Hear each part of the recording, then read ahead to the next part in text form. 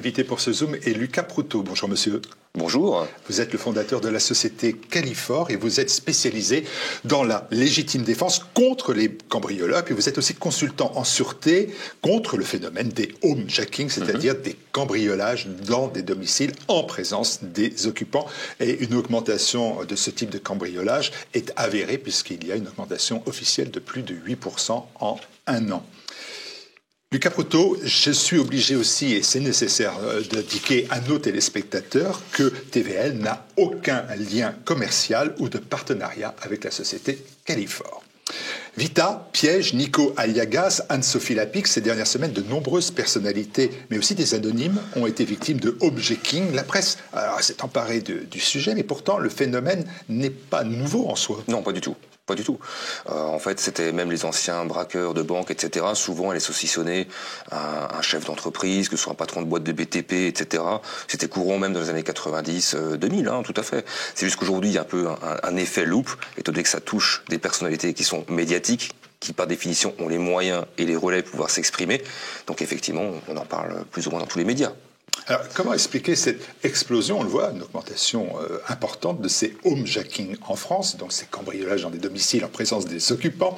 Certains affirment que les cambrioleurs s'en prennent aux personnes ou célébrités surexposées sur les réseaux sociaux ou ayant des signes extérieurs de richesse. Est-ce que c'est une explication?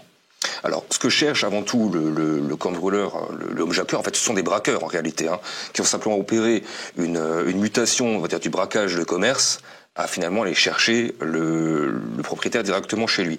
Ce que va chercher ce braqueur, il va chercher un potentiel économique ou alors un indice de faiblesse. C'est la raison pour laquelle on trouve les homejacking concernent avant tout les chefs d'entreprise et les personnes âgées. Le cas, effectivement, des célébrités, après, avec le recul qu'on a maintenant depuis quelques mois, on s'aperçoit certainement que ce sont des fichiers qui tournent, certainement issus de piratage informatique, piratage de données issues de photos qui sont partagées sur les réseaux sociaux. Ces données sont mises à disposition sur le Darknet, qui sont rachetées après effectivement, et envoyées auprès d'exécutants qui, semble-t-il, sont recrutés sur Telegram. En tout cas, c'est ce qui est ressorti assez récemment dans la presse. Donc là, on est sur un phénomène de banditisme de cité, qui, au lieu de braquer un commerce du coin, va plutôt s'orienter pour chercher un influenceur, une personnalité des médias. Mais sinon, le cambriolage, enfin le homejacking classique, qui est général en France, là c'est vraiment avant tout les chefs d'entreprise, les artisans, les personnes qui travaillent sur les marchés et beaucoup les personnes âgées. Quand vous dites qu'on ne s'en prend plus au commerce, l'explication c'est parce qu'il n'y a plus de liquidité. En fait, il n'y a plus de braquage de banque parce qu'il n'y a plus de liquidité dans les banques. Exactement. En fait, c'est plusieurs phénomènes. C'est que, le trafic de stupes est saturé. Donc pour se faire une place, ça demande soit un certain niveau de violence, soit une mise de départ, soit on est carrément exclu. Le braquage de banque, vous avez compris que c'est même plus la peine d'y penser. Le braquage de commerce, il y a de moins en moins d'espèces. La cybercriminalité, ça demande quand même une certaine barrière à l'entrée, ça demande des compétences que le kidam moyen n'a pas forcément. Donc qu'est-ce qui reste? Fondamentalement, aller chercher le propriétaire directement et le mettre sous contrainte. Directement. Alors, la deuxième raison de ce mode de cambriolage tiendrait au fait, et c'est quand même un paradoxe, que nos compatriotes sont de plus en plus protégés, notamment par des systèmes de surveillance, caméras, détecteurs, contacteurs, etc. Et ça expliquerait néanmoins le fait que ces homejacking se multiplient. Alors, justement, ça fait partie des troisième raisons, mais soyons très clairs sur les mots. Nos compatriotes sont surveillés. Quand on met en place de la télésurveillance ou de l'abonnement, c'est de la surveillance. Or, quand pour un exemple du quotidien, dans n'importe quel collège, il peut arriver qu'on se fasse racketter alors que vous avez un surveillant qui surveille la cour. Vous voyez, la surveillance n'est pas forcément la défense, ou la protection, c'est deux choses bien différentes. Mais effectivement, pour des raisons marketing, le marketing, on va dire, des vendeurs de télésurveillance, d'alarme, etc., vont vous faire croire que parce que vous êtes surveillé, vous êtes protégé. Or, il n'en est rien. Le cambrioleur, lui, regarde avant tout le chronomètre. Or, effectivement, pour pouvoir faire un braquage à domicile de manière la plus discrète possible, l'idée c'est de neutraliser ce service de télésurveillance. Or, ça demande des compétences qu'on peut déjà avoir dans les films. Donc, le mieux c'est quoi? Ça reste finalement de prendre le propriétaire au moment où s'y attend le moins. Ça peut être lors de la rentrée des courses, ça peut être de se faire passer pour un faux livreur, un faux plombier, un faux service des eaux, et de prendre des gens donc par surprise, par ruse, et de les mettre sous contrainte. Et là, on a le champ libre parce qu'on peut totalement opérer, alors que le système est totalement désactivé en fait en réalité. Alors vous révélez ce chiffre, vous reprenez ce chiffre qui est quand même là aussi assez éclairant. Vous dites, en gros, la moitié des intrusions se font par l'entrée principale. Oui. Tout à fait. Alors, c'est un peu plus, ça dépend si c'est en appartement ou si c'est en maison, c'est un peu plus. Mais il y a un chiffre encore plus inquiétant. En 2019, 31% des cambriolages étaient tentés en présence des occupants. On est passé, 2021-2022, on est passé à 52%. Ça, c'est des sources enquête de vie et sécurité du gouvernement. Ce sont des données qui sont publiques. C'est-à-dire qu'un cambriolage sur deux, aujourd'hui, est tenté en présence de l'occupant. Donc ça ne veut pas dire que ce sont des homejacking à chaque fois. Ça peut être très bien, vous êtes à l'étage en train de dormir, ils viennent la nuit, ils opèrent pendant que vous êtes là. Vous pouvez être dans le jardin et pendant ce temps-là, ils vont voler les vélos dans le garage, etc., etc.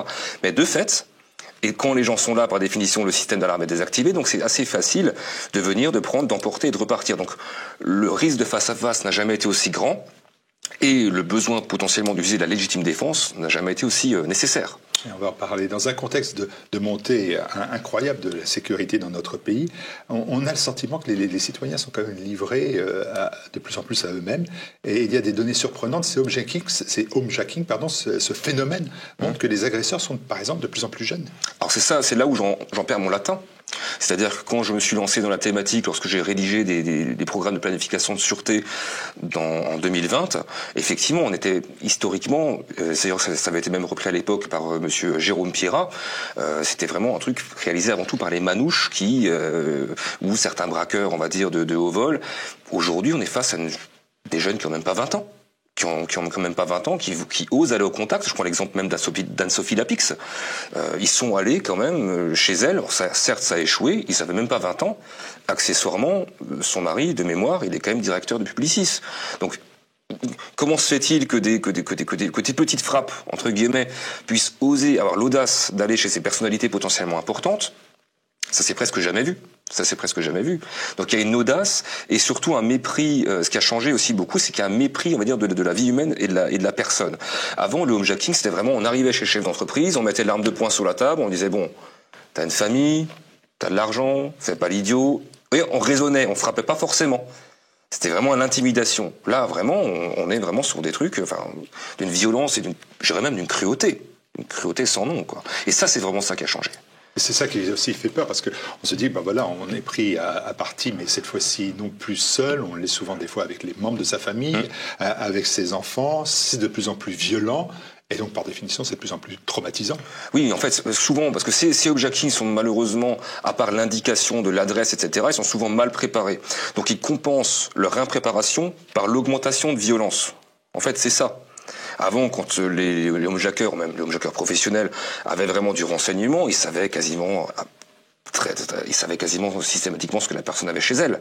Là, des fois, ils arrivent, ils pensent qu'il y a de l'argent alors qu'il n'y en a pas, etc. Ils sont mal préparés, donc ils compensent vraiment en étant d'autant plus violents.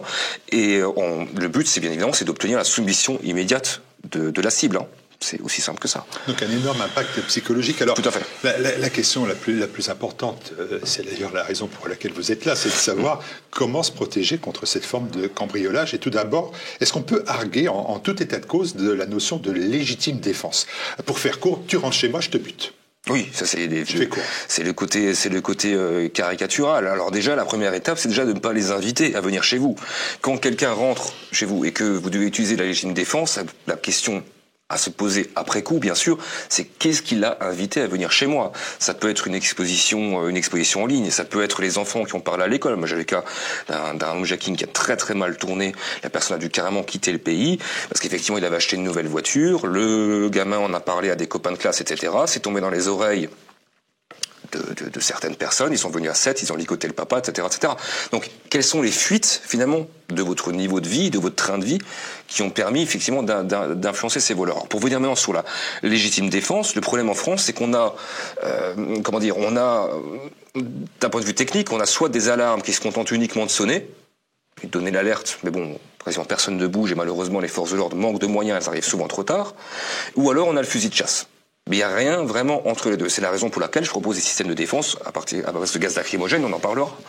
Et mais tirer sur quelqu'un, aujourd'hui en France, vous avez le droit de le faire. À partir du moment où c'est immédiat et proportionné. D'ailleurs, la loi fait la différence entre le jour et la nuit. La nuit, la légitime défense est beaucoup plus tolérée parce que la qualité de l'agression est considérée comme beaucoup plus pécamineuse, si vous voyez ce que je veux dire. Donc l'idée, c'est simplement de ne pas se laisser emporter par ses passions et lorsque le cambrioleur s'en va, et d'aller lui tirer dans le dos. Vous verrez que l'immense majorité des cas des personnes qui sont défendues, qui ont été incarcérées, si vous creusez un petit peu, c'est la personne qui, sous l'effet de la colère, est sortie et a tiré dans le dos lorsque les agresseurs partaient. Donc la loi est quand même bien faite. Chez eux. Oui, je pense à ces commerçants, commerçant qui voit son commerce pillé et qui tire, et c'est lui qui part en prison. On fait la différence entre la légitime défense et faire sa propre justice. Quand on empêche, aujourd'hui la loi, elle est claire, elle permet de repousser un agresseur qui rentre dans votre domicile la nuit, quels que soient les moyens. Il ne s'agit pas de savoir si lui il a un couteau, vous avez une arme à feu. Vous avez le droit de le repousser de manière immédiate. La loi est prévue pour ça. Après, entre repousser l'agression et sortir et faire sa propre justice, il y a un monde aujourd'hui que la loi ne reconnaît pas, clairement. Donc l'idée aujourd'hui, effectivement, c'est de pouvoir, l'enjeu, et c'est l'enjeu auquel j'essaie de répondre, c'est comment finalement neutraliser les agresseurs sans avoir à leur faire face, et sans avoir à user de moyens dits létaux. C'est clair. Vous me dites la première chose, premièrement, il faut faire attention. Ça veut dire quoi? Vivons heureux, vivons cachés. On est joueur du PSG, on est en train de jouer le match, on sait qu'il y a de l'argent. Donc même s'il ne mettait pas sa voiture Ferrari sur les réseaux sociaux, on sait qu'il y a de l'argent. Bien sûr. Alors, outre les joueurs du PSG, si on analyse un petit peu, en fait, le homejacking, on va dire, de stars ou d'influenceurs, etc., ça va toucher une certaine classe sociale qui va très bien gagner sa vie, mais pas forcément suffisamment pour pouvoir se payer un service de protection rapprochée 24/24. Parce que je vous rassure, le grand patron du CAC 40, etc., n'a pas ce genre de problème, parce qu'il a un service de protection rapprochée. Or, quand vous avez une tranche 10, 15 000, 20 000, 30 000, 50 000 euros peut-être par mois, un garde du corps 24/24, ça coûte 10 000 euros par mois. Il en faut en général 2, peut-être 3. Donc on est une classe sociale aisée, on est une cible, on n'a pas forcément les moyens d'avoir d'avoir ce niveau de protection. Donc c'est là qu'intervient. C'est là qu'on voit Ayagas, Sophie Lapix, etc. C'est ce que vous évoquez. Par exemple, tout à fait, ou même du chef d'entreprise plus classique, même du chef d'entreprise, tout à fait, exactement. Et puis, il y a aussi la conscience de la cible, la conscience du risque. C'est que jusqu'à présent, vous le disiez tout à l'heure, on était quand même dans un état d'improvidence qui, vous payez des impôts, en contrepartie, l'État vous protège. On s'aperçoit qu'aujourd'hui, on continue à payer des impôts, mais malheureusement, l'État n'est plus forcément en moyen, pour des raisons politiques que je ne développerai pas forcément ici, n'est plus en moyen de nous protéger. Donc la question, c'est qu'est-ce qu'on peut faire, nous? Et c'est une décision à prendre. En combien de temps on va continuer à se laisser faire? Parce qu'en fait, en réalité, c'est ça. C'est vraiment le homejacking, le cambriolage aujourd'hui est généralisé parce que les gens ont un certain pessimisme. Ils disent, mais de toute façon, on peut rien faire, on a le droit de rien faire, j'ai rien à voler, et puis pourquoi ils viendront pas forcément chez moi? Vous voyez, c'est ce monde, entre guillemets, des bisounours. Comment est-ce qu'il appelait ça? Laurent Berton appelait ça la domestication, par exemple, du peuple français. C'est ça le vrai ennemi, en fait, aujourd'hui. C'est que le peuple est domestiqué à remettre sa défense à un tiers qui, on le voit tous les jours, ce tiers, en l'occurrence l'État, qui échoue tous les jours à nous protéger.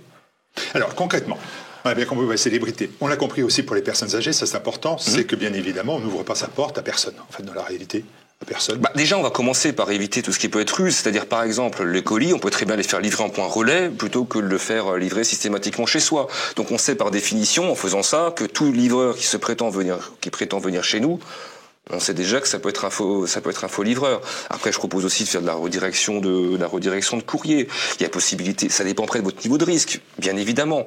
Il y a possibilité de mettre des caméras à l'extérieur pour pouvoir faire un petit peu de reconnaissance avant d'ouvrir la porte, etc. Mais malheureusement, en fait, ce que je veux dire, c'est qu'on va devoir commencer à vivre comme des expatriés de notre propre pays. Vous savez, vous le savez peut-être, mais je vis une très grosse partie de l'année au Brésil. Je suis marié avec une Brésilienne et effectivement là-bas, le chef d'entreprise, même l'artisan, etc., ne vit pas entre guillemets dans le meilleur des mondes, dans une espèce de rêve, de fantasme d'État-providence comme on pourrait avoir chez nous. Et ces gens-là ont bien compris qu'à partir du moment où vous avez un petit peu d'argent, vous êtes une cible et que ça demande des routines. Et je dirais même une hygiène de vie, une hygiène numérique, une certaine discrétion qu'en France, on n'est pas encore prêt à avoir. Bon, pour indiquer le phénomène, qu'est-ce qu'on doit faire concrètement? Alors, vous m'avez parlé des bons réflexes, j'en ai bien pris acte. Par exemple, les portes blindées. J'ai vu Pascal Praud qui vous posait la question en disant il faut des portes blindées. Super. Combien ça coûte une porte blindée? Et en fait, est-ce qu'il faut des portes blindées? Bah oui, c'est super des portes blindées, mais là n'est pas la question. C'est qu'en fait, c'est ça le problème des acteurs maintenant dans la sécurité, c'est qu'ils partent toujours du principe du produit qu'ils ont à vendre. C'est-à-dire, moi je vous dis, je vends des alarmes lacrymo. Faut mettre une alarme lacrymo. Super. L'autre, il vend une porte blindée. Faut mettre une porte blindée. C'est pas ça la question. La question, c'est de savoir comment est-ce qu'on articule cette couche de matériel auprès d'un individu qui, lui, a décidé effectivement de prendre en main sa défense personnelle. Parce que mettre juste une porte blindée, mais si on se fait prendre sous contrainte à la rentrée, lorsqu'on rentre des courses, ça sert à rien. Donc, on passe vraiment déjà de comment est-ce qu'on peut nettoyer son exposition en ligne. Ça, c'est déjà, je dirais, le préalable. Si c'est notre métier d'être exposé en ligne, dans ce cas-là, on va devoir prendre des services de protection qui vont avec. C'est toujours pareil. Et après, effectivement, différentes couches de protection. Je dirais commencer par l'éclairage, la protection extérieure, déjà détecter les intrus qui peuvent rentrer chez nous. Et après, mettre en place un protocole, on va dire, de réaction immédiate, au même titre qu'on pourrait avoir lorsqu'il y a un incendie. Lorsqu'il y a un incendie, on fait des fois les répétitions dans les écoles. La sirène sonne, ok, on va là, on reste en rang.